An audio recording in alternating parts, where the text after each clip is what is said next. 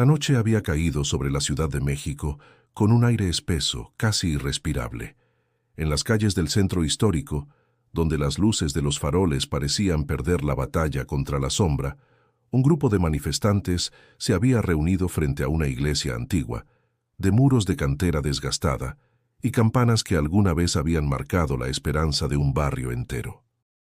El murmullo de la multitud crecía, mezclando consignas con insultos, mientras las antorchas improvisadas iluminaban los rostros tensos de jóvenes que cargaban en sus ojos una mezcla de rabia y desesperanza. El olor a gasolina derramada impregnaba el aire, y la madera apilada frente a las puertas del templo crujía bajo las pisadas inquietas de quienes se preparaban para un acto que, en sus propias palabras, representaba justicia contra siglos de engaño. La escena tenía algo de ritual oscuro, un círculo de gritos, de manos levantadas, de corazones acelerados por la inminencia del fuego. Entre ellos destacaba Mateo Ramírez, un joven periodista independiente que había llegado con su libreta y su pequeña cámara colgada al cuello. Su piel morena reflejaba el sudor de la tensión y sus ojos, más atentos que nunca, se movían de un rostro a otro buscando entender lo que realmente impulsaba a esas personas a atacar un lugar que, para muchos, aún representaba consuelo. Mateo no era un hombre de fe, pero tampoco un cínico. Su motivación era otra: descubrir la verdad detrás de los movimientos sociales que estremecían la ciudad. Apenas cruzó la esquina y vio el fuego preparándose, un pensamiento punzante lo atravesó. Esto puede terminar en tragedia. Aún así, no retrocedió. Al contrario, se acercó más, decidido a registrar cada palabra, cada gesto, cada chispa de ese momento que intuía histórico. Antes de continuar, déjame hacerte una invitación especial. Si disfrutas de historias intensas, llenas de misterio y giros inesperados, suscríbete ahora mismo a este canal. Aquí siempre encontrarás relatos que te atraparán desde el inicio hasta el final. La multitud rugió cuando Lucía, una joven de cabello negro recogido en una trenza desordenada y mirada encendida, levantó la voz. Con apenas 20 años, se había convertido en líder natural de los manifestantes. «Hoy se acaba la hipocresía», gritó, alzando una botella con combustible. «Ni un minuto más de silencio ante los abusos». Los aplausos y vítores sacudieron la calle. Mateo apuntó con su cámara hacia ella, consciente de que estaba frente a una figura que simbolizaba la ira de toda una generación. Lucía no hablaba solo de la iglesia, hablaba de la política, de la pobreza, de la violencia que devoraba barrios enteros. El templo era apenas el símbolo más visible de lo que, según ella, había que derribar. Sin embargo, dentro de la iglesia otra figura aguardaba en silencio. El padre Esteban, un hombre mayor de barba entrecana y manos marcadas por años de servicio. Él no ignoraba lo que ocurría afuera. Sentado en el altar, rezaba con voz baja, convencido de que aquella noche pondría a prueba su fe más que nunca. Mateo lo sabía. Si el fuego se encendía, el templo podría perderse para siempre, y con él no solo se iría un edificio histórico, sino también la memoria de generaciones que habían encontrado allí refugio en momentos de oscuridad. El periodista respiró hondo y tomó una decisión interior: observar, escuchar y resistir el impulso de intervenir. Pero su corazón latía con fuerza, como si presintiera que lo que estaba por ocurrir trascendía la lógica de las crónicas que solía escribir. La calle parecía contener el aliento. Los manifestantes esperaban la señal final de Lucía. Las antorchas ardían con violencia. El silencio del padre Esteban se mezclaba con la oración de sus labios, y Mateo sostenía la cámara temblando entre las manos. Algo iba a pasar. Algo que nadie, absolutamente nadie, estaba preparado para presenciar. Y justo cuando la primera chispa se levantó en el aire, el destino empezó a moverse con un poder que transformaría todo para siempre. La tensión que envolvía la iglesia aquella noche no era producto de un arrebato repentino. Detrás de cada rostro endurecido por la rabia, había una historia marcada por la frustración y la injusticia. México atravesaba un periodo de descontento generalizado. La violencia había alcanzado cifras insoportables, los jóvenes carecían de oportunidades reales, y la desconfianza hacia las instituciones era tan profunda que incluso la religión, antes refugio de muchos, se había convertido en blanco de sospechas. Lucía, con apenas 20 años, había perdido a su hermano mayor en un enfrentamiento entre autoridades y manifestantes meses atrás. Esa herida la impulsaba a liderar, a gritar más fuerte que los demás, a señalar la Iglesia como símbolo de complicidad con un sistema que, en su visión, nunca defendió a los pobres ni a los olvidados. Frente a sus seguidores, su voz adquiría un tono casi profético. Ellos predican amor mientras cierran los ojos al dolor del pueblo, acusó levantando el puño. Hoy vamos a demostrar que ya no tenemos miedo. A su alrededor, un coro de jóvenes respondía con consignas enardecidas. Muchos eran estudiantes universitarios, otros desempleados que habían visto sus sueños estancarse en medio de la crisis. No se trataba únicamente de rebeldía juvenil, era el eco de una generación que sentía haber sido traicionada. Mientras tanto, Mateo observaba con la mirada fija, registrando todo en su libreta. Cada palabra de Lucía, cada aplauso, cada lágrima de rabia derramada por los presentes. Sabía que la raíz de aquel levantamiento no era el simple deseo de destruir un edificio religioso, sino la necesidad de romper con símbolos que representaban para ellos un poder distante y ajeno. El padre Esteban, por su parte, conocía esas heridas. Había escuchado durante años las confesiones de madres desesperadas por sus hijos desaparecidos. Había acompañado a jóvenes atrapados en el laberinto de la violencia y las adicciones. Sus manos, que temblaban levemente por la edad, no estaban ajenas al sufrimiento del barrio. Sin embargo, aquella noche se encontraba atrapado entre dos realidades, la fe que lo sostenía y la furia de un pueblo que lo veía como enemigo. Un vecino, don Rogelio, hombre de oficio carpintero y con más de 60 años de vida en el barrio, murmuró entre la multitud mientras veía a los muchachos preparar las antorchas. No saben lo que hacen. Este templo es más viejo que cualquiera de nosotros.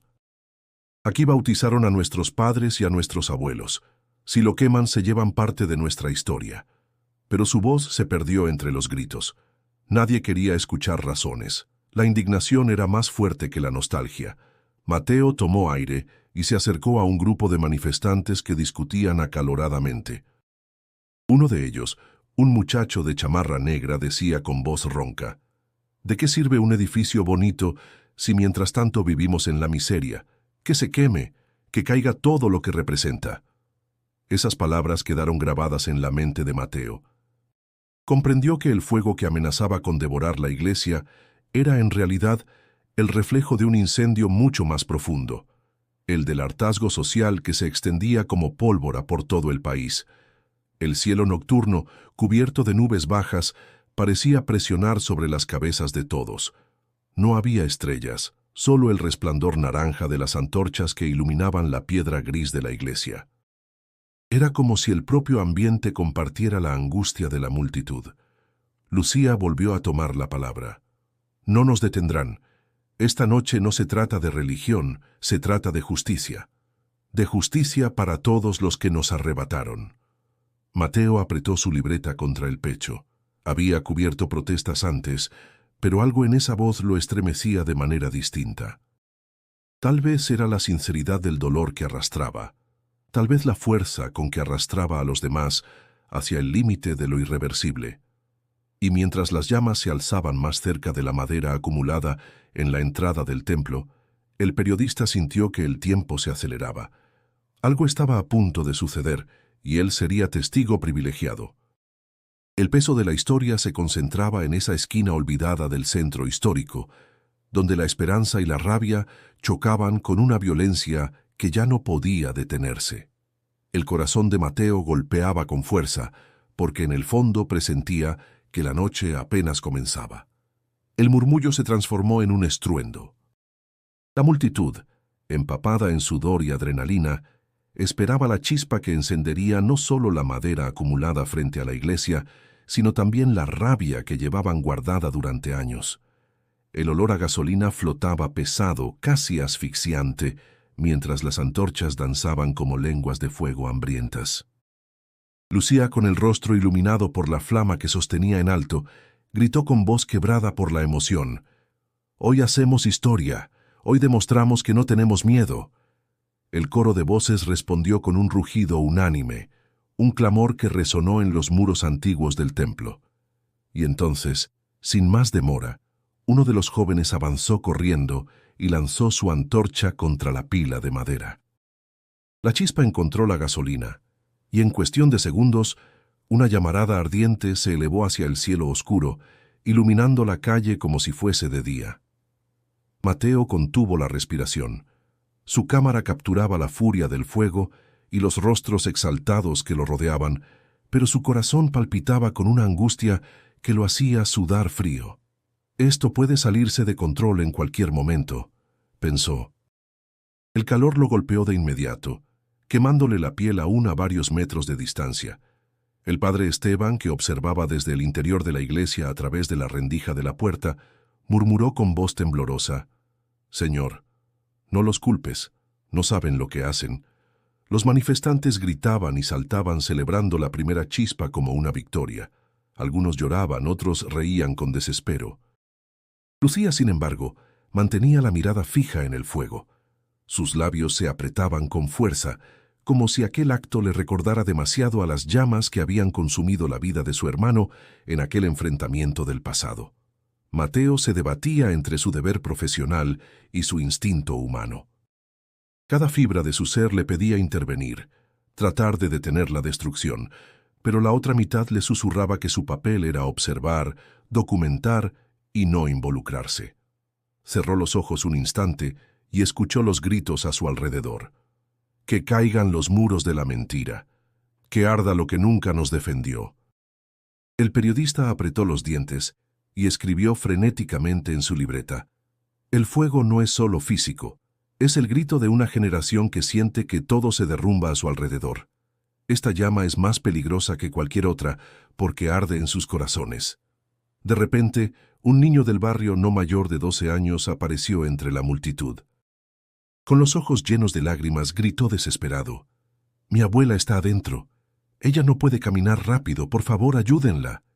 El silencio cayó como un balde de agua fría sobre varios. Algunos se miraron entre sí, nerviosos, pero nadie dio un paso al frente. Lucía, con el rostro endurecido, respondió con dureza: «Sáquenla ustedes, rápido. Esto no se detiene ahora». El niño rompió en llanto. Mateo sintió un nudo en la garganta y apretó la cámara contra su pecho. ¿De verdad podía quedarse quieto cuando una vida estaba en juego?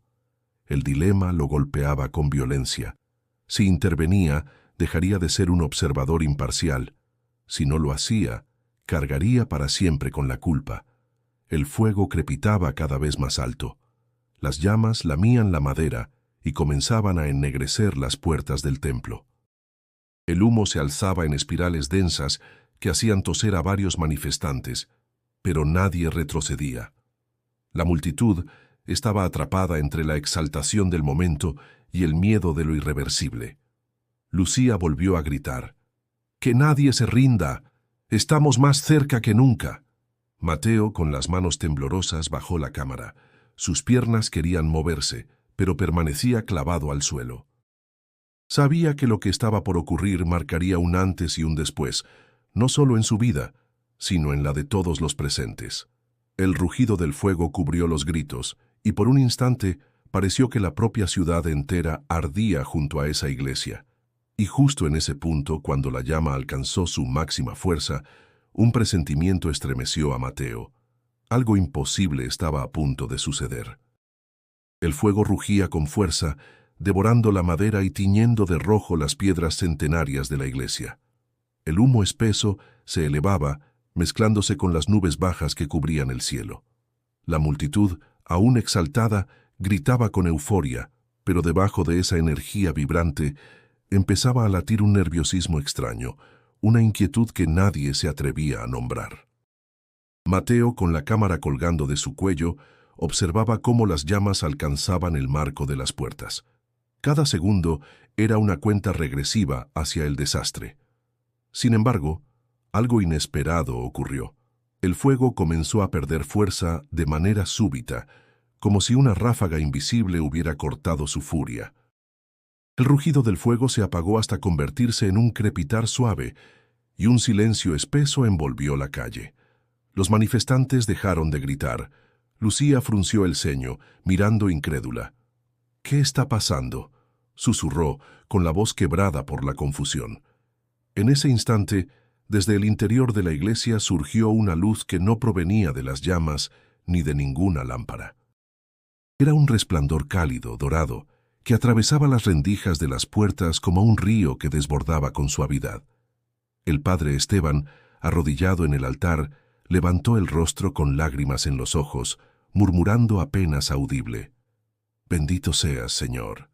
La multitud retrocedió instintivamente, encandilada por aquella claridad que parecía respirar y moverse con vida propia. Mateo sintió la piel erizarse.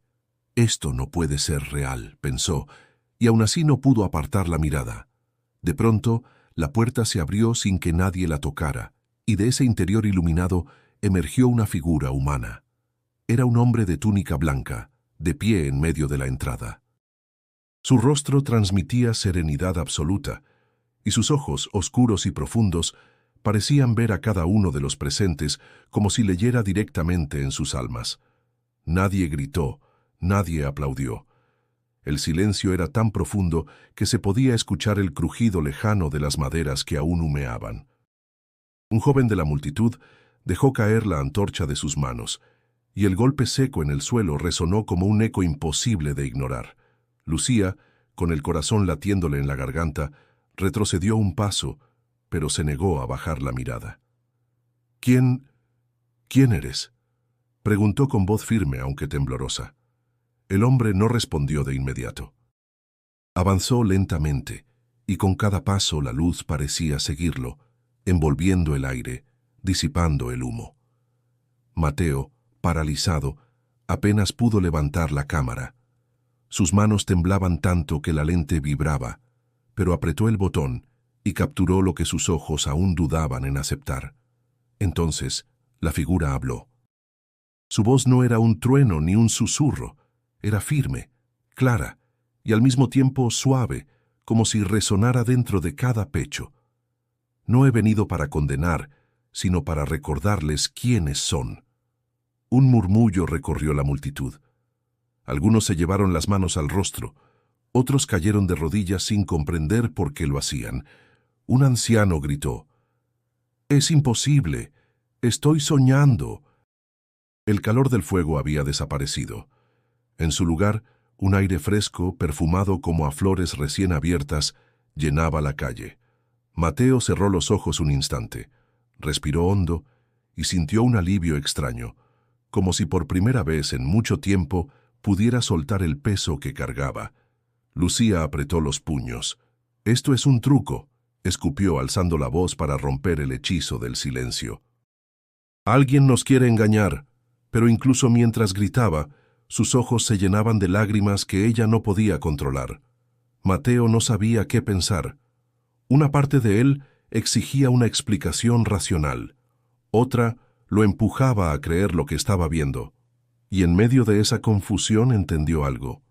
Lo que acababa de suceder no era solo para ser observado, era para ser vivido. El aire vibraba, los corazones se agitaban, y todos presentían que lo que estaba por escuchar de esa figura cambiaría para siempre el rumbo de sus vidas. La calle, que minutos antes ardía en gritos y furia, se sumergió en un silencio tan profundo que parecía imposible. Ni el crujir de la madera se escuchaba ya. El fuego, que amenazaba con devorar las puertas de la iglesia, se había extinguido como si nunca hubiera existido. Solo quedaba el resplandor suave que rodeaba a aquel hombre de túnica blanca que observaba a todos con una calma desarmante. Mateo tragó saliva. Su mano aún sostenía la cámara, pero había dejado de grabar. No tenía sentido. Lo que ocurría ante él trascendía la necesidad de una prueba. Sentía que, aunque nadie lo registrara, aquel momento quedaría grabado para siempre en la memoria colectiva. El hombre avanzó unos pasos más y, sin alzar la voz, dijo: «Han venido buscando justicia con fuego, pero lo único que encontrarán en las llamas es vacío. Yo vengo a darles algo distinto: paz y verdad». Las palabras cayeron sobre la multitud como gotas de agua en un desierto ardiente. Algunos cerraron los ojos, conmovidos. Otros bajaron la mirada, incapaces de sostener la de aquel ser. El anciano que había gritado antes cayó de rodillas y, entre sollozos, murmuró: «Es él. No hay duda, es él». Lucía, en cambio, respiraba agitadamente. Se adelantó unos pasos, enfrentándolo con una mezcla de miedo y desafío. «¿Paz?», replicó con voz rota. «¿Dónde estuvo tu paz cuando mataron a mi hermano?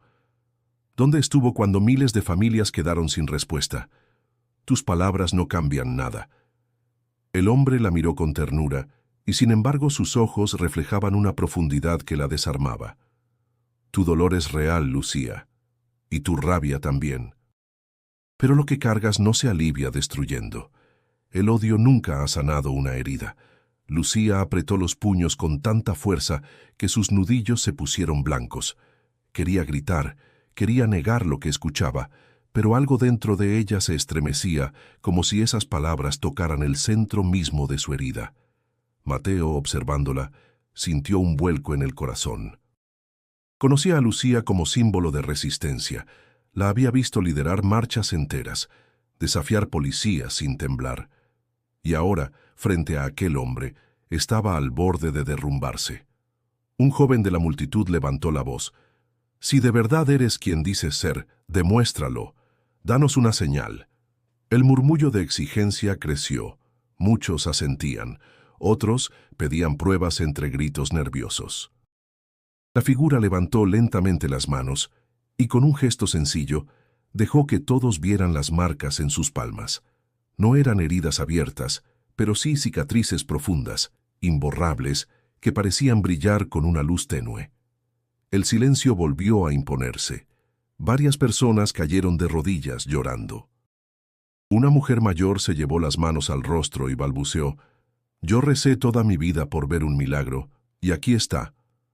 Mateo sintió un escalofrío recorrerle la espalda. Quiso convencerse de que había una explicación racional, que todo aquello podía ser un montaje, pero las emociones que vibraban a su alrededor le decían lo contrario. No era solo lo que veía, era lo que sentía, un peso invisible en el aire que lo obligaba a escuchar con atención. Lucía, con lágrimas contenidas, gritó de nuevo: «No basta con cicatrices. Las palabras y las marcas no devuelven a los muertos ni cambian la injusticia». El hombre la miró sin reproche. «No vine a borrar el pasado, vine a mostrarles un camino distinto. Ustedes deciden si lo toman o no». Las voces de protesta se apagaron poco a poco. Nadie sabía qué hacer. Entre la multitud, la respiración agitada, los sollozos y el silencio formaban una atmósfera que nunca antes se había sentido en esas calles. Mateo cerró su libreta, consciente de que las páginas que había escrito hasta ese momento no bastarían para contener lo que estaba presenciando. En su interior, una pregunta crecía con fuerza: ¿y si realmente es él? Lo que sucediera después dependería de cómo cada corazón respondiera a esa aparición. Y el ambiente, cargado de expectación, anunciaba que las dudas y los conflictos apenas comenzaban. El aire estaba cargado de una tensión insoportable. Nadie se atrevía a moverse demasiado, como si un paso en falso pudiera quebrar aquel silencio extraño que había caído sobre todos. La figura permanecía en la entrada de la iglesia, rodeada por un resplandor que desafiaba la lógica. Sus manos, aún alzadas, mostraban las cicatrices que parecían hablar por sí solas. Un murmullo recorrió la multitud. Algunos lloraban, otros se abrazaban, pero no todos estaban convencidos. La duda seguía clavada en muchos corazones, como una espina que no podía arrancarse fácilmente. Lucía dio un paso al frente, con la voz quebrada, pero firme. Eso no prueba nada. Podría ser un impostor. Podría ser un truco. El hombre la miró sin perder la calma y extendió sus manos hacia ella. Tócalas. No te pido que creas en mis palabras, sino que experimentes la verdad por ti misma. Lucía vaciló. El fuego de la rebeldía aún ardía en su pecho, pero sus piernas temblaban. Varios manifestantes la miraban expectantes. Uno de ellos, nervioso, murmuró: «Hazlo, Lucía, si es un engaño lo sabremos». Mateo, con la respiración contenida, anotaba todo en su libreta. Pero en el fondo no escribía solo por oficio, sino para no perderse en la avalancha de emociones que lo envolvían. Si toca esas manos, todo puede cambiar, pensaba. Con un gesto decidido, aunque sus ojos estaban nublados de lágrimas, Lucía extendió la mano y rozó las palmas del hombre. Apenas lo hizo, un escalofrío recorrió todo su cuerpo. No era solo el tacto de una cicatriz, era un torrente de emociones, una sensación de dolor profundo mezclado con un amor inmenso que la desbordaba. Lucía retrocedió de golpe, llevándose la mano al pecho. Sus labios temblaban. «Yo sentí», murmuró, incapaz de terminar la frase. El hombre habló con suavidad. «Lo que sentiste fue la verdad. No soy un truco, no soy un invento. Estoy aquí porque ustedes me llamaron con su rabia, y vine para mostrarles otro camino». Los manifestantes se miraron entre sí, confundidos. Algunos comenzaron a llorar abiertamente. Una mujer joven, cargando a su hija en brazos, cayó de rodillas. «Si de verdad eres quien creemos, ayúdanos, porque estamos perdidos». Mateo sintió un nudo en la garganta. Nunca había sido religioso, y sin embargo sus ojos estaban húmedos.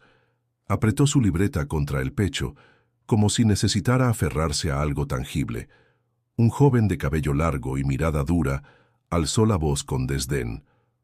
«Esto no cambia nada. Seguimos pobres, seguimos sin justicia, seguimos siendo olvidados. ¿De qué sirven tus palabras si la realidad nos aplasta cada día?» La figura no se ofendió. Se acercó lentamente hacia él y colocó una mano sobre su hombro. El muchacho tembló como si todo su rencor hubiera sido desarmado en un instante. La injusticia existe, sí, pero el cambio verdadero empieza en cada uno de ustedes. Si sus corazones siguen ardiendo en odio, todo lo que construyan será cenizas. La multitud escuchaba en silencio absoluto. Nadie se atrevía a interrumpir. Era como si cada palabra tuviera un peso imposible de ignorar. Mateo, mientras tanto, sentía una batalla interna. Parte de él quería aceptar lo que veía, entregarse a la fe que comenzaba a brotar en los demás. Pero otra parte, la del periodista, exigía pruebas, hechos concretos. Se preguntaba si no sería víctima de una ilusión colectiva, de un fenómeno psicológico que los hacía ver lo que desesperadamente necesitaban creer. El hombre volvió a levantar las manos y la luz a su alrededor se intensificó por un momento. «No vine a imponer fe, vine a ofrecerla. Cada uno de ustedes decidirá qué hacer con lo que vio y sintió». Lucía, todavía temblando, no dijo nada más. Solo bajó la cabeza, como si estuviera librando la batalla más grande de su vida. Mateo lo comprendió. Esa noche ya no se trataba de un incendio ni de un reportaje. Se trataba de una verdad que ninguno de ellos podía evitar enfrentar. La noticia de lo ocurrido en aquella iglesia no tardó en extenderse más allá del barrio. Al amanecer, la colonia entera hablaba del resplandor que había surgido de las puertas, de las palabras que aún retumbaban en los corazones de quienes estuvieron allí. Pero como suele suceder, la verdad se fragmentó en versiones distintas. Para unos era un milagro, para otros un montaje cuidadosamente planeado. Mateo revisaba una y otra vez las grabaciones en su cámara. La luz estaba ahí, los testimonios estaban ahí, pero ni siquiera él estaba seguro de cómo narrar lo que había visto. Un periodista debe informar, pensaba, no evangelizar. Y, sin embargo, cada vez que escuchaba la voz grabada de aquella figura, se le erizaba la piel. En las calles las discusiones estallaban. Unos afirmaban con firmeza: «Era Jesús», Yo lo vi con mis propios ojos, nadie me lo cuenta. Otros con desdén respondían, puro teatro, seguro pusieron luces y actores para manipularnos. El debate no quedó ahí. Los medios comenzaron a cubrir la noticia, algunos con entusiasmo sensacionalista, otros con escepticismo feroz. En las redes sociales circulaban videos borrosos, fotos editadas, artículos que afirmaban tener la verdad definitiva. Fue en ese ambiente que apareció Héctor Duarte, político local con ambiciones mayores. De traje impecable y sonrisa ensayada, convocó a una rueda de prensa frente al Palacio Municipal.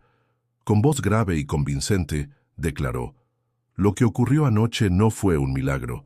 Fue un montaje peligroso para manipular a los ciudadanos. No podemos permitir que el fanatismo religioso divida aún más a nuestra gente». La multitud reunida para escucharlo lo aplaudió con fuerza. Duarte sabía exactamente qué cuerdas tocar: miedo, orden, control. Y aunque muchos habían presenciado algo imposible de explicar, las palabras del político sembraron dudas nuevas. En la casa parroquial el padre Esteban escuchaba la transmisión por la radio. Sus manos temblaban de indignación. «¡Montaje!», susurró golpeando suavemente la mesa. Estuvieron allí y lo vieron. ¿Cómo pueden negar lo que sus propios ojos presenciaron? Mateo, que lo acompañaba en ese momento, tomó la palabra con cautela. «Padre, la gente necesita pruebas, y Duarte sabe cómo jugar con eso. Yo mismo no sé cómo escribir lo que vi. No sé si alguien me creerá». El sacerdote lo miró con ojos cansados, pero firmes. «Mateo, no escribas para convencer. Escribe lo que viviste. La verdad no depende de la aceptación de los demás». Fuera de la parroquia, Lucía seguía luchando contra sí misma. Había tocado esas manos, había sentido algo que no podía explicar, pero se negaba a ceder. Frente a sus compañeros que aún confiaban en ella como líder, mantuvo el rostro endurecido. Lo que pasó fue extraño, sí, pero no significa que debamos olvidarnos de por qué estamos aquí. El sistema sigue siendo corrupto. No podemos bajar la guardia. Uno de los muchachos la confrontó con suavidad. «Pero, Lucía, tú lo tocaste. ¿Y si de verdad fue él?». Ella cerró los ojos un segundo, con un nudo en la garganta, y luego respondió con frialdad: «Aunque lo fuera, no cambiaría la injusticia que vivimos». Su voz era dura, pero por dentro estaba en conflicto. Lo que había sentido aquella noche la perseguía como un eco imposible de acallar. Mientras tanto, Duarte se movía con rapidez. Convocó a periodistas, prometió revelar los responsables del fraude, y comenzó a sembrar rumores sobre Mateo, asegurando que el joven reportero estaba detrás de la manipulación. Mateo lo supo al recibir un mensaje anónimo en su celular: «Deja de difundir mentiras o pagarás las consecuencias». Su corazón se aceleró. Por primera vez comprendió que contar la verdad podía costarle caro, quizá demasiado caro. El barrio se dividía, la fe comenzaba a crecer en muchos, pero el miedo a ser engañados también. En ese terreno fértil de dudas y esperanzas enfrentadas, la batalla apenas comenzaba. Mateo levantó la vista hacia la iglesia, con el presentimiento de que la tormenta que se avecinaba sería más peligrosa que el fuego que había ardido la noche anterior. En cuestión de días, lo ocurrido en la iglesia se convirtió en el tema central de toda la Ciudad de México. En las cafeterías, en los pasillos de las universidades, en los mercados populares y hasta en los noticieros de mayor audiencia, todos hablaban del mismo acontecimiento. El país entero parecía dividido entre los que juraban haber presenciado un milagro y los que denunciaban un engaño. Las redes sociales hervían de comentarios. Hashtags como «milagro en el centro» y «fraude religioso» se enfrentaban en una guerra digital sin descanso. Los videos tomados con celulares se viralizaban. Unos mostraban la figura iluminada y los gritos de asombro, mientras otros aseguraban que todo era manipulación de imágenes. La frontera entre verdad y mentira se volvía cada vez más borrosa. El padre Esteban aceptó dar entrevistas a la prensa, pese a las advertencias de que podía ser ridiculizado. Frente a los micrófonos, habló con voz serena. «Lo que presenciamos no es un espectáculo. Fue una manifestación de amor, una llamada a la reconciliación. Yo estuve allí, lo vi, lo sentí. Las reacciones fueron inmediatas. Algunos lo ovacionaban en la calle, agradeciéndole su valentía. Otros lo llamaban charlatán, acusándolo de manipular la fe del pueblo. Mateo, mientras tanto, se encontraba en medio de un dilema profesional. Su reportaje estaba casi listo, lleno de testimonios y descripciones precisas, pero temía que al publicarlo lo acusaran de ser parte de la supuesta conspiración. Esa duda lo desvelaba cada noche. En su libreta escribió: «Un periodista narra los hechos, pero ¿qué ocurre cuando los hechos parecen imposibles?». Una tarde, fue invitado a un programa de debate en una estación de radio comunitaria. Aceptó, con la esperanza de aportar claridad. Frente a él, sentado con aire altivo, estaba un representante del ayuntamiento, claramente enviado por Duarte. El conductor lanzó la pregunta inicial: «Señores, ¿milagro o montaje? ¿Qué ocurrió en esa iglesia?». Mateo respiró hondo y respondió con cautela: «Yo estuve allí, grabé lo que vi, y lo que vi fue algo que no puedo explicar con lógica. No pido que me crean a mí, solo que escuchen a quienes estuvieron presentes». El funcionario sonrió con burla. «Eso es lo más peligroso, dejarse llevar por emociones y supersticiones. Lo que pasó fue un acto planeado para manipular a los más vulnerables. No hay pruebas científicas de lo contrario». El conductor dio paso a llamadas del público. Una mujer, con voz temblorosa, dijo: «Yo estaba allí, señor, y lo que vi no fue un truco. Sentí una paz que nunca había sentido. Eso no me lo puede quitar nadie». Después un hombre intervino con tono enérgico: «Eso fue un montaje para distraernos de la corrupción. No se dejen engañar». El debate se volvió un reflejo de la ciudad misma. Dos voces enfrentadas, sin espacio para acuerdos. Lucía, que escuchaba el programa desde una plaza cercana, sintió que su corazón se desgarraba. Ella no podía negar lo que había sentido al tocar esas manos, pero tampoco quería aceptar que eso derrumbara la causa por la que había luchado tanto tiempo. Entre sus compañeros mantuvo la fachada de líder firme, pero en silencio se repetía una y otra vez: «¿Y si es verdad? ¿Y si todo cambia?». En paralelo, Duarte aprovechaba la confusión. Convocó a foros ciudadanos, donde expertos en iluminación y psicología explicaban cómo una multitud podía ser engañada colectivamente. Sus discursos sonaban convincentes y muchos comenzaron a repetirlos como verdades absolutas. Pero en los barrios humildes, la historia se transmitía de boca en boca como un hecho sagrado. «Jesús apareció entre nosotros», decían las abuelas a sus nietos, «y nos habló con amor». La ciudad estaba partida en dos, y en medio de esa fractura, Mateo comprendió que la decisión de publicar su reportaje no era solo profesional, podía marcar el rumbo de todo un pueblo. El eco de la controversia seguía creciendo, y cada palabra dicha en público parecía acercar la situación a un punto sin retorno. Mateo despertó con el sonido insistente de su celular. Al revisar la pantalla, encontró un mensaje sin remitente: «Deja de difundir tus mentiras o será peor para ti». El corazón le dio un vuelco. Ya no eran simples rumores, era una amenaza directa. Miró alrededor de su departamento, pequeño y desordenado, y sintió un peso de soledad que lo apretaba en el pecho. A lo largo del día, notó que lo seguían.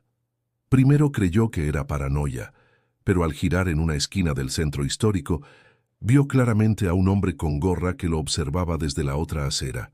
Caminó más rápido, fingiendo calma, aunque por dentro todo su cuerpo temblaba. «¿Vale la pena arriesgar la vida por contar esto?», se preguntó. Mientras tanto, Lucía enfrentaba su propio abismo. El grupo de manifestantes que antes la seguía con fervor comenzaba a fracturarse. Algunos hablaban de lo que habían visto como una señal divina y se alejaban de la lucha violenta. Otros la criticaban, acusándola de haberse dejado intimidar aquella noche frente a la iglesia. Ella se mantenía erguida, pero en silencio sentía que se desmoronaba. En una reunión improvisada en una azotea, uno de sus compañeros la encaró: «Lucía, ya no eres la misma. Antes nos guiabas con fuerza, ahora dudas de todo. ¿Qué te pasó? Ella apretó la mandíbula tragándose las lágrimas. No he cambiado, solo quiero que pensemos antes de actuar. Quemar iglesias no traerá justicia. El silencio fue incómodo. Alguien murmuró. ¿Entonces ahora nos hablas como cura? Lucía bajó la mirada. Nadie sabía lo que había sentido al tocar aquellas manos, el peso de una verdad que la perseguía incluso en sueños. Cada noche despertaba con el recuerdo del calor en sus dedos, del amor indescriptible que la había atravesado, y cada mañana se obligaba a endurecerse de nuevo. Por otro lado, el padre Esteban luchaba con el desgaste físico y emocional. Aunque muchos lo buscaban para recibir consuelo, había quienes lo señalaban en la calle, llamándolo farsante. En una ocasión, mientras regresaba de comprar pan, un grupo de jóvenes lo rodeó. «Viejo mentiroso», se gritó uno empujándolo. «Todo fue un show barato». El sacerdote cayó al suelo, con la canasta esparciendo los panes en la banqueta. Con esfuerzo se levantó, recogiendo lo que pudo, y solo alcanzó a responder con voz apagada. «Dios los bendiga, muchachos». Un vecino corrió a ayudarlo, pero Esteban cargó ese episodio como una cruz invisible. En su interior oraba sin cesar, pidiendo fuerzas para no desfallecer. Mateo, mientras tanto, decidió visitar al sacerdote en busca de claridad.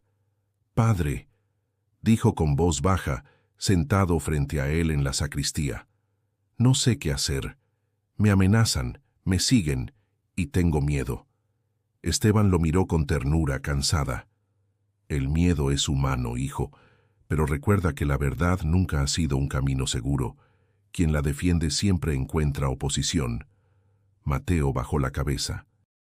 No era un creyente, pero aquellas palabras se le clavaron en el corazón. Esa noche, mientras escribía en su libreta, recordó el rostro de Lucía, endurecido por la rabia y suavizado por las lágrimas. También recordó la multitud dividida, la figura luminosa, las cicatrices. Sentía que todo estaba conectado, pero no sabía cómo hilarlo en palabras sin perder credibilidad. De repente, un golpe seco en la puerta lo sobresaltó. Caminó con cautela y al asomarse por la mirilla, no vio a nadie. Solo un sobre tirado en el suelo. Lo recogió con manos temblorosas. Dentro había una hoja con letras rojas. «Cállate, o serás el siguiente». Mateo se dejó caer en la silla. El miedo era real.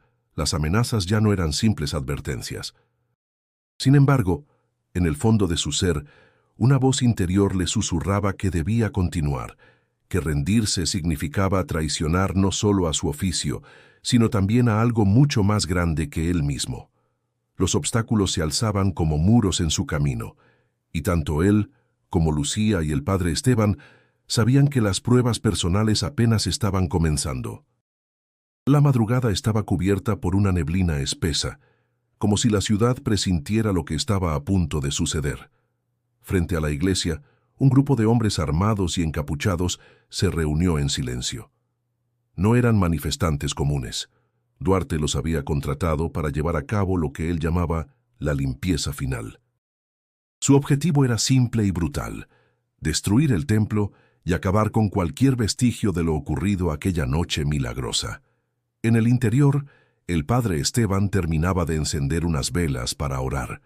El cansancio lo consumía, pero su fe lo mantenía erguido. Murmuraba en voz baja: «Señor, dame fuerzas para resistir lo que venga». De pronto, un estruendo rompió el silencio. Piedras y palos golpearon las ventanas, y un par de bombas Molotov explotaron contra los muros exteriores. El humo se coló por las rendijas, llenando el aire de un olor sofocante. Mateo, que había acudido a entrevistarlo esa noche, se levantó de golpe al escuchar los gritos afuera. «Padre, ¿quieren entrar?», exclamó con el rostro desencajado. El sacerdote asintió con calma sorprendente. «No temas, hijo. No es a nosotros a quienes buscan, es a la esperanza». Antes de que pudiera decir más, la puerta principal se sacudió con violencia. Los encapuchados intentaban derribarla. Mateo corrió hacia ella para reforzarla con un banco, pero sabía que no resistiría mucho tiempo. Lucía llegó corriendo con algunos vecinos que habían visto a los hombres reunirse. Su respiración era agitada, sus ojos brillaban de miedo y rabia.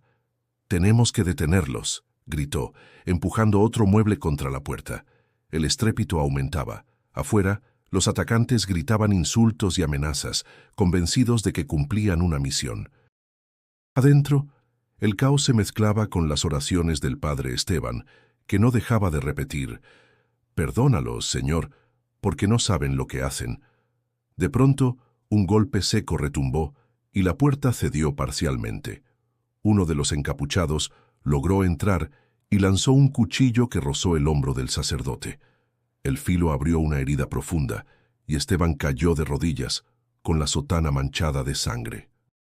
«Padre», gritó Mateo corriendo hacia él. El sacerdote, con el rostro pálido, tomó la mano del joven. «No te detengas. Escribe. Cuenta lo que pasa».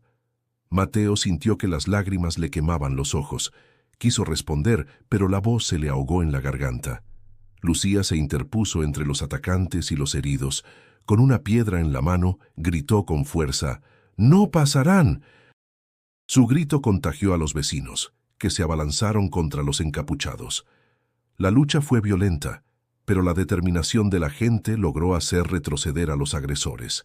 Sin embargo, el daño ya estaba hecho. El padre Esteban yacía en el suelo, debilitado por la pérdida de sangre. Mateo lo sostuvo entre sus brazos.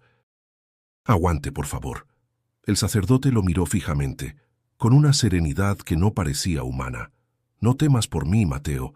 El dolor no es el final, es apenas el inicio de algo mayor». En ese instante, una luz tenue envolvió el altar. No era tan deslumbrante como la primera aparición, pero bastó para que todos en la iglesia sintieran un calor profundo en el corazón. El padre Esteban cerró los ojos y por un momento pareció recobrar fuerzas.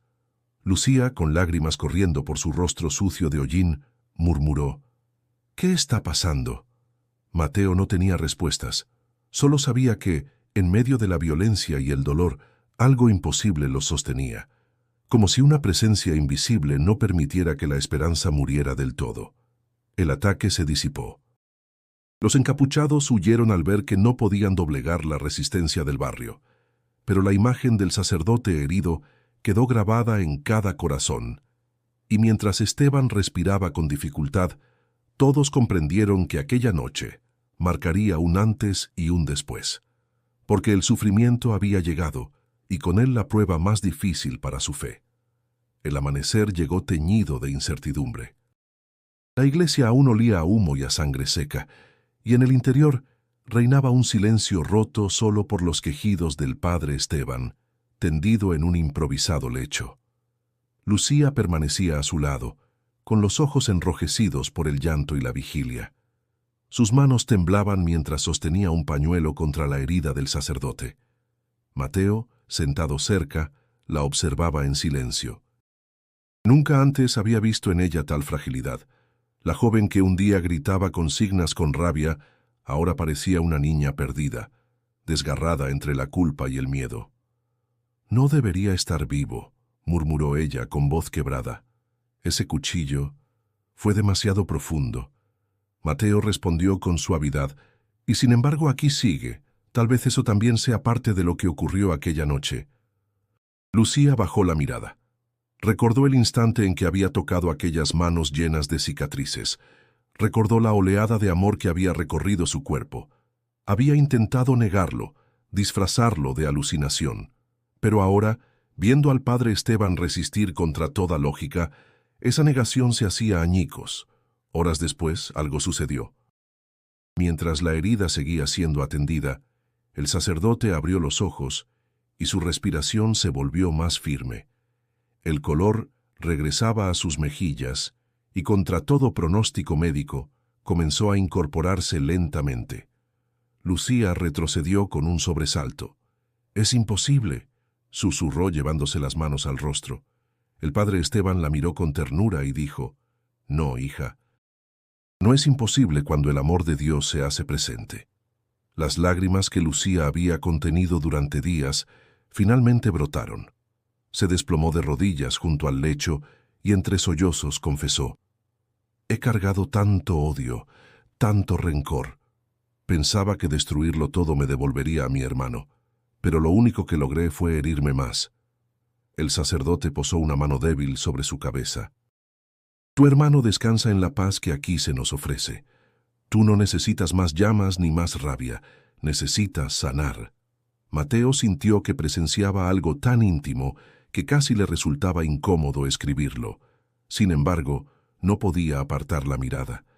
La líder rebelde, la voz que había encendido a decenas, ahora lloraba como si su corazón se derrumbara por completo. Lucía levantó la vista hacia el altar y con voz temblorosa pronunció unas palabras que nadie esperaba escuchar de ella. «Jesús, si realmente fuiste tú, si realmente me hablaste aquella noche, no quiero seguir luchando contra ti». Un silencio reverente se apoderó de la iglesia. Los vecinos que habían acudido a cuidar al sacerdote contenían la respiración. Y entonces, como respuesta, la misma luz cálida que había aparecido antes se manifestó de nuevo, envolviendo suavemente a Lucía. No era un resplandor violento, sino un abrazo invisible que la hacía sentir ligera, como si las cadenas de su odio se rompieran una a una. Ella cerró los ojos, y en su interior se abrió un torrente de recuerdos. La sonrisa de su hermano antes de morir, las risas compartidas en la infancia, los momentos de esperanza que había olvidado. Y junto a esos recuerdos, una certeza. Él estaba en paz, y lo que ella debía hacer no era vengarlo, sino honrarlo con amor. Cuando la luz se desvaneció, Lucía se levantó. Su rostro aún estaba mojado de lágrimas, pero ya no era el mismo. Sus ojos, antes llenos de furia, brillaban con una serenidad inesperada. «No quiero más violencia», declaró con voz firme. «A partir de hoy lucharé, sí, pero no con fuego ni con piedras. Lucharé para sanar, para unir, para defender la vida». Mateo escribió esas palabras con manos temblorosas. Sabía que estaba presenciando el renacimiento de alguien, la transformación de un alma que había estado atrapada en la oscuridad. Y mientras observaba a Lucía, comprendió que su historia, lejos de terminar, apenas estaba comenzando. La recuperación inesperada del padre Esteban y la transformación visible de Lucía comenzaron a propagarse como un incendio en todo el barrio. Los vecinos murmuraban que lo ocurrido no tenía explicación humana, y algunos hablaban abiertamente de milagro. La iglesia, que días antes había sido blanco de odio, ahora se llenaba de personas buscando consuelo, orando con fervor, encendiendo velas como símbolo de esperanza. Esa creciente fe no pasó desapercibida para Héctor Duarte. Desde su oficina adornada con muebles de caoba y un ventanal que dominaba la ciudad, observaba los titulares de los periódicos con una mezcla de rabia y desprecio. «Sacerdote se recupera contra todo pronóstico», decía uno. «La líder rebelde cambia de rumbo tras aparición misteriosa», apuntaba otro. Golpeó su escritorio con fuerza, haciendo vibrar una taza de café. «No puedo permitir que esto crezca», gritó dirigiéndose a su asesor más cercano. «Si la gente empieza a creer en esos cuentos, perderé el control». El asesor intentó calmarlo. «Señor, ya lanzamos comunicados. Los medios aliados repiten que todo es manipulación psicológica». Duarte lo interrumpió con un manotazo. «No es suficiente. Necesitamos algo más contundente. Si la gente empieza a seguir a esa iglesia, ya no nos obedecerán a nosotros». Mientras tanto, Mateo continuaba enfrentando su propio dilema. Había escrito un reportaje detallado sobre la recuperación del sacerdote y la inesperada confesión de Lucía, pero no sabía si publicarlo. Caminaba de un lado a otro en su departamento, con la libreta abierta sobre la mesa. Las amenazas recientes aún lo atormentaban. ¿Qué pasaría si exponía la verdad y Duarte lo señalaba públicamente como conspirador? Esa noche recibió una llamada anónima. Una voz grave le advirtió: «Si publicas una sola palabra más, no habrá segunda advertencia». Mateo se quedó en silencio, con el teléfono en la mano y un sudor frío recorriéndole la espalda. Por primera vez pensó en abandonar todo, en callar y salvar su vida. Pero entonces recordó las lágrimas de Lucía, las manos marcadas del hombre luminoso, la voz firme del padre Esteban, aún en su debilidad. Cerró los ojos y supo que no podía traicionarlos. En paralelo, Duarte intensificó su campaña. Organizó conferencias con expertos que ridiculizaban a quienes hablaban de milagros. En televisión, un psicólogo afirmaba: «Es un caso típico de histeria colectiva. La gente ve lo que quiere ver cuando está bajo presión emocional». Los aplausos del público en el estudio reforzaban la narrativa oficial. Sin embargo, en los barrios humildes, esas explicaciones no lograban sofocar la fe que crecía como semilla fértil en tierra seca. Lucía, ahora transformada, comenzó a visitar casas de vecinos, hablando no de venganza, sino de reconciliación. Algunos la escuchaban con desconfianza, otros con lágrimas en los ojos. «He aprendido», decía, «que no podemos cambiar el mundo con odio, pero sí podemos empezar a sanar juntos». Su nueva postura llegó a oídos de Duarte, quien estalló en cólera. «Primero ese cura, ahora esa muchacha. Se están convirtiendo en símbolos peligrosos». El político reunió a su círculo de confianza y trazó un plan más agresivo: desprestigiar públicamente a Lucía y al sacerdote, difundir falsos testimonios, sembrar miedo entre los seguidores. En la parroquia, el padre Esteban ya había recuperado gran parte de sus fuerzas. Una tarde, al ver a Mateo inquieto, lo llamó aparte. «Sé que dudas, hijo. Sé que tienes miedo, pero recuerda lo que viste. El poder de los hombres se desgasta, pero la verdad permanece». Mateo bajó la mirada, conmovido. «Padre, ¿y si me matan por contarla?». El sacerdote sonrió débilmente. «Entonces tu testimonio será aún más fuerte». Esas palabras lo marcaron. Comprendió que estaba atrapado entre el silencio y la verdad, y que cualquiera de los dos caminos tendría un precio alto. Mientras Duarte apretaba sus redes de poder para sofocar la fe, la resistencia espiritual se fortalecía en el barrio. La tensión crecía como una cuerda a punto de romperse, y todos sabían que el enfrentamiento final era inevitable. La oscuridad cayó sobre la ciudad como un manto pesado. Esa noche no había estrellas, solo la luna, oculta tras nubes densas, parecía resistirse a iluminar lo que estaba por venir. En las calles cercanas a la iglesia, el rumor de pasos y motores se mezclaba con un silencio expectante. Duarte había dado la orden: acabar de una vez por todas con aquel templo, y con la fe que comenzaba a desafiar su poder. Camionetas sin placas se detuvieron en las esquinas. Hombres armados descendieron con rostros cubiertos. Llevaban bidones de gasolina, antorchas y rifles. Su presencia imponía terror. Uno de ellos, el jefe del grupo, murmuró con tono seco: «Hoy termina esta farsa». En el interior de la iglesia, los vecinos se habían reunido para velar en oración. La noticia del inminente ataque había corrido rápido, y nadie quería abandonar al padre Esteban ni a Lucía. Mujeres con rosarios, ancianos con velas, jóvenes que habían dejado atrás la rabia para abrazar la esperanza. Todos se mantenían firmes, aunque el miedo era palpable. Mateo caminaba entre ellos con la libreta en mano. Sabía que esa noche sería decisiva, y aunque el temor le carcomía, estaba decidido a registrar cada palabra, cada gesto. «Si muero aquí», pensó, «al menos dejaré escrita la verdad». Lucía tomó la palabra frente a la comunidad reunida. «No vamos a responder con odio. Si vienen, nos encontrarán unidos. Ya no somos los mismos que buscábamos quemar esta iglesia. Ahora somos quienes la defenderemos, no con fuego, sino con fe». Las lágrimas rodaron por varias mejillas. El padre Esteban, aún débil pero en pie, levantó su voz quebrada. «Si este es nuestro final, que lo sea en paz, porque no hay poder humano que destruya la verdad que aquí nació». De pronto, un estruendo en la puerta anunció el inicio del asedio. Los golpes resonaban como martillazos en los corazones de los presentes. Afuera, los hombres gritaban insultos y amenazas, exigiendo que todos salieran. Mateo se acercó a Lucía. «¿Y si entran armados, qué haremos?». Ella lo miró con una serenidad inesperada. «Resistiremos. no estamos solos. Los atacantes comenzaron a lanzar piedras y cócteles Molotov contra las ventanas. El fuego volvió a aparecer, iluminando la fachada.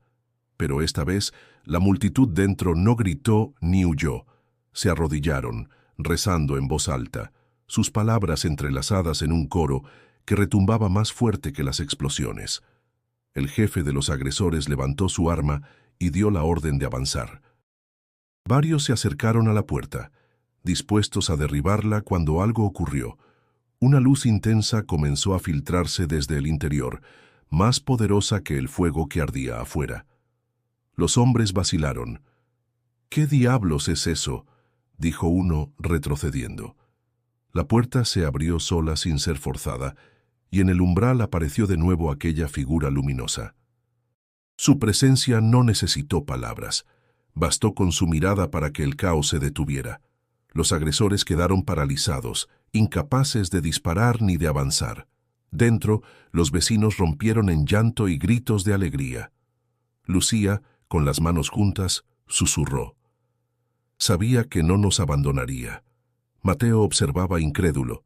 La luz bañaba cada rincón, apagando las llamas, disipando el humo. El aire, antes denso y cargado de miedo, se llenó de una calma indescriptible, como si la propia noche hubiera cedido ante algo más grande.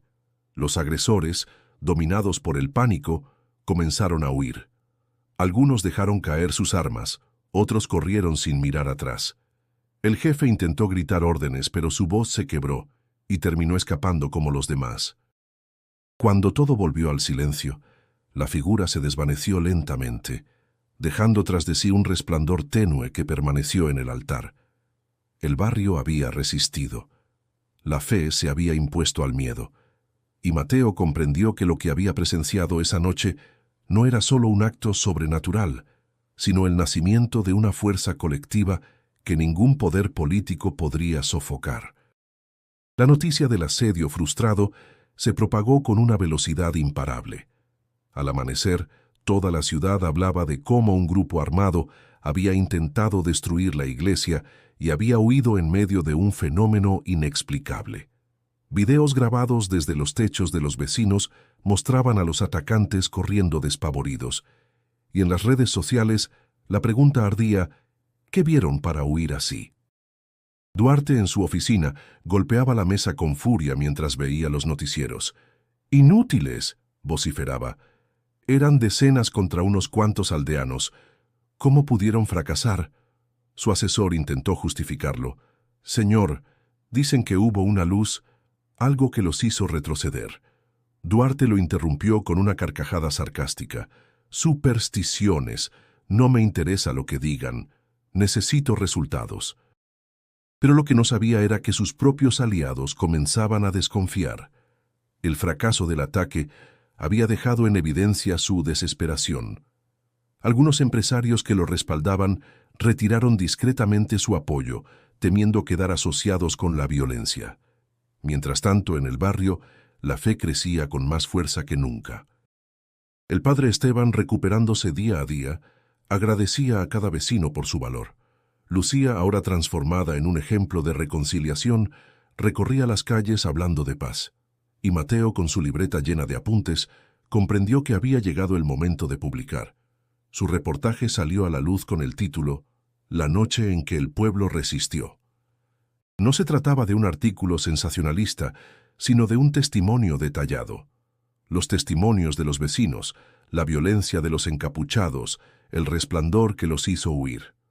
Lo acompañó con fotografías tomadas por él y con una reflexión final. Algunos lo llamarán ilusión, otros milagro. Yo solo sé que estuve allí, y lo que vi cambió mi vida para siempre. El impacto fue inmediato. Los periódicos independientes replicaron la historia, y las redes sociales la difundieron como pólvora. Miles de personas comenzaron a exigir una investigación sobre Duarte, sospechando que él estaba detrás del ataque armado. En una conferencia de prensa, el político intentó defenderse. Con voz firme declaró: «Todo esto es una campaña en mi contra. No existe ninguna prueba que me vincule con esos hechos». Pero justo en ese momento, Un periodista levantó la voz desde la multitud. ¿Y cómo explica, señor Duarte, que varios de los hombres capturados trabajaban en su administración? El silencio fue brutal. Duarte tartamudeó, balbuceó excusas, pero las cámaras ya habían registrado su rostro desencajado. Esa misma tarde, documentos filtrados en Internet confirmaron los pagos realizados a grupos armados desde cuentas vinculadas a su círculo cercano. La indignación popular estalló. Marchas espontáneas llenaron las calles con pancartas que decían «Duarte asesino» y «No más corrupción». Lo que antes parecía una figura intocable se desplomaba a ojos de todos. Lucía observaba aquellas manifestaciones con un sentimiento contradictorio. No celebraba la caída del hombre, sino la victoria de la verdad. «No se trata de destruirlo», dijo a los vecinos. «Se trata de liberarnos del miedo». El padre Esteban, con la voz aún débil pero firme, añadió: «La justicia no es venganza. Que Duarte enfrente lo que deba, pero nosotros debemos seguir construyendo con amor». Mateo, por su parte, recibió mensajes de agradecimiento y apoyo, aunque también nuevas amenazas. Pero esta vez no sintió miedo.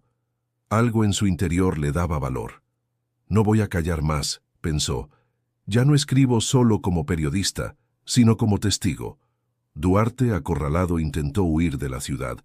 Sin embargo, fue interceptado en un operativo sorpresa.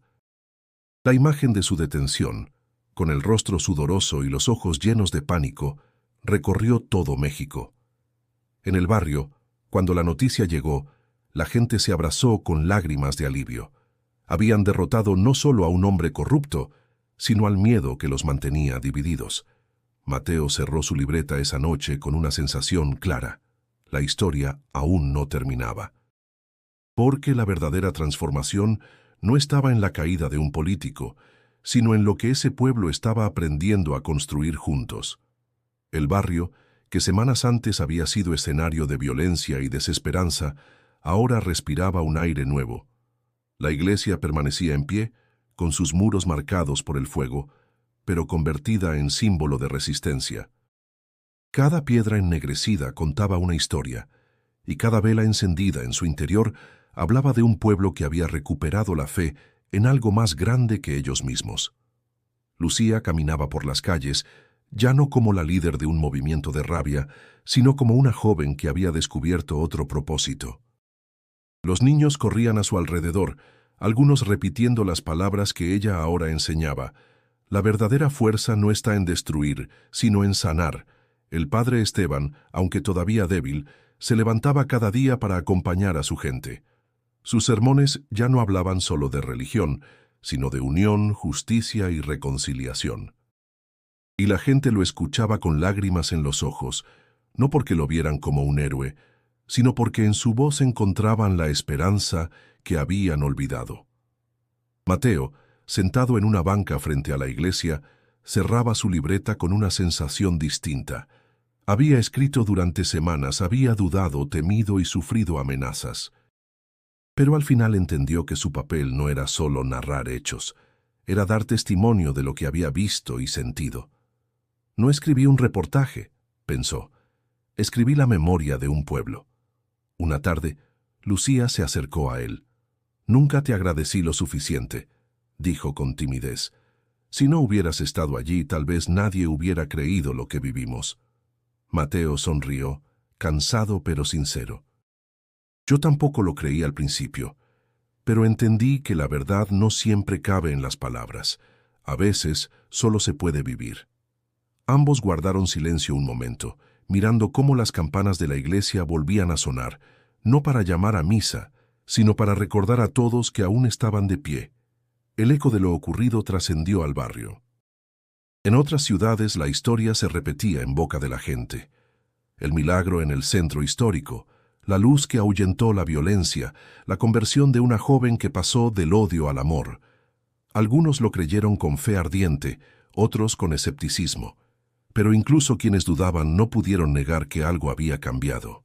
Duarte, desde su celda, observaba cómo su poder se desmoronaba. Sus aliados lo habían abandonado. Su nombre era sinónimo de corrupción. y su caída se convirtió en ejemplo de que la mentira y la violencia no tienen la última palabra. Una noche, en la iglesia, el padre Esteban reunió a los vecinos. Con voz firme declaró: «No olvidemos lo que vivimos». Porque el verdadero milagro no fue solo la aparición que presenciamos, sino que aprendimos a reconocernos como hermanos. Los aplausos retumbaron en el recinto. Lucía lloró en silencio, abrazando a una anciana que la había insultado semanas atrás. Ahora estaban unidas, como si todo el barrio se hubiera transformado en una gran familia. Mateo levantó la vista hacia el altar y sintió un escalofrío suave recorrerle la piel. Tal vez nunca podría explicar racionalmente lo que vio, pero comprendió que la fe no siempre necesita pruebas. Basta con la huella que deja en quienes la viven. Al salir de la iglesia miró al cielo despejado. Las estrellas brillaban como si hubieran regresado después de largas noches ocultas. Respiró hondo y sonrió. Sabía que aún quedaba mucho por luchar, pero ya no lo harían solos ni con odio. Lo harían con la certeza de que habían sido testigos de algo eterno. Y así, entre recuerdos de fuego y luz, de lágrimas y esperanza, el barrio entendió que la vida jamás volvería a ser igual. Antes de cerrar esta historia, déjame invitarte. Si quieres seguir conociendo relatos que conmueven, que transforman y que despiertan, suscríbete ahora mismo a este canal. Tu apoyo nos permite seguir trayendo historias que tocan el corazón. Y no olvides hacer clic en el video que aparece en pantalla para continuar con esta experiencia. Porque lo que hemos compartido aquí no termina, apenas comienza.